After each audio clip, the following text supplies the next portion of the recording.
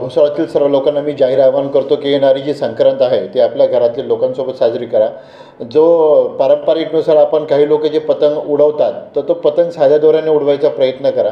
Nylon मांजा हा शासनाने त्याच्यावर बंदी आणलेली असून BNS ॲक्ट 125 व पर्यावरण संरक्षण अधिनियम 5 नुसार त्यावर कडक कारवाई करण्यात येईल। जो कोणी असा नायलॉनचा मांजा वापरेल त्याच्यावर कडक कारवाई करण्यात येईल। नायलॉन मांजामुळे मनुष्याचाही जीव जाऊ शकतो, पक्ष्याचाही जीव जाऊ शकतो आणि एखाद्याचं घर उद्ध्वस्त होऊ शकतं। पोलीस प्रशासनाचंच म्हटलं तर मागच्या वर्षी मुंबईमध्ये एक अशी घटना घडली होती की नायलॉन मांजाने एका पोलीस कर्मचाऱ्याचा गळा कापला गेला होता आणि नंतर तो मृत झालेला होता।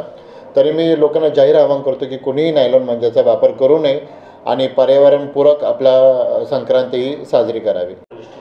भुसावळ बाजारपेठ पोलीस स्टेशनकडून आत्तापर्यंत 4 गुन्हे दाखल करण्यात आलेले आहेत आणि गुन्हेगारांवर प्रतिबंधात्मक कारवाई करण्यात आलेली आहे। तरी पण मी परत नागरिकांना आवाहन करतो की असं कोणी आपल्याला माहिती भेटल्यास तात्काळ पोलीस स्टेशनशी संपर्क साधावा, जेणेकरून आम्ही त्यांच्यावर कायदेशीर कारवाई करू। जय हिंद, जय महाराष्ट्र।